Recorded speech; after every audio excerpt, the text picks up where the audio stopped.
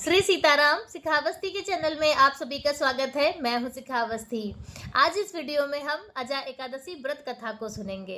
अजा एकादशी का व्रत भाद्रपद मास के कृष्ण पक्ष की एकादशी को रखा जाता है और धार्मिक मान्यताओं के अनुसार अजा एकादशी का व्रत करके इस व्रत कथा को सुनने मात्र से भक्त के जीवन की सभी विघ्न बाधाओं का नाश होता है, सभी संकटों का नाश होता है और उसे अश्वमेध यज्ञ करने का पुण्य फल प्राप्त होता है। तो चलिए अजा एकादशी व्रत कथा को सुनते हैं। भगवान कृष्ण बोले, हे धर्मपुत्र, भाद्रव मास के कृष्ण पक्ष की एकादशी का नाम अजा है। इसका महात्म गौतम मुनि ही जानते हैं, जिसने युगों का परिवर्तन कर दिया था। इसकी कथा ऐसी है। सूर्य वंश में 31वीं पीढ़ी पर राजा हरिश्चंद्र अयोध्या नगरी में हुआ था।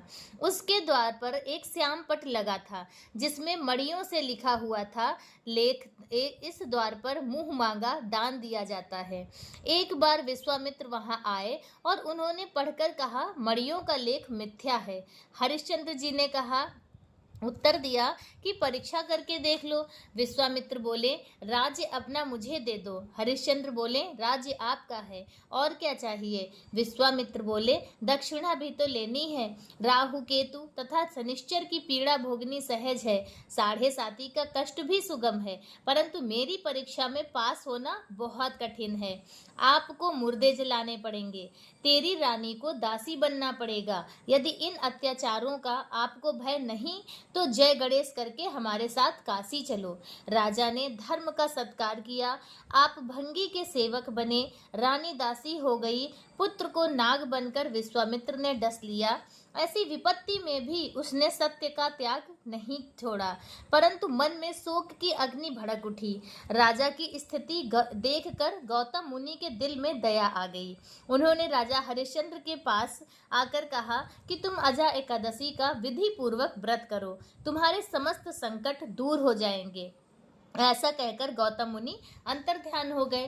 राजा ने मुनि की बताई सहित विधि सहित अजा एकादशी का व्रत किया। उसके प्रभाव से स्वर्ग में जयकार शब्द हुआ। अपने सामने ब्रह्मा, विष्णु, महेश, इंद्रादिक देवताओं को खड़े देखा। पुत्र को जीवित तथा अपनी स्त्री को भूषण आभूषणों से सहित देखा। अयोध्या में आकर एकादशी का पूर्ण सत्कार किया। उसके राज में बालक वृद्ध सब एकादशी का व्रत करते थे। एकादशी के प्रभाव से प्रजा सहित राजा अंत में स्वर्ग को प्राप्त हुआ। इस कथा के महात्म का फल अश्वमेध यज्ञ के समान है। तो इस प्रकार से अजा एकादशी व्रत कथा पूर्ण हुई। बोलो श्री हरिनारायण भगवान की जय। बोलो अजा एकादशी की जय।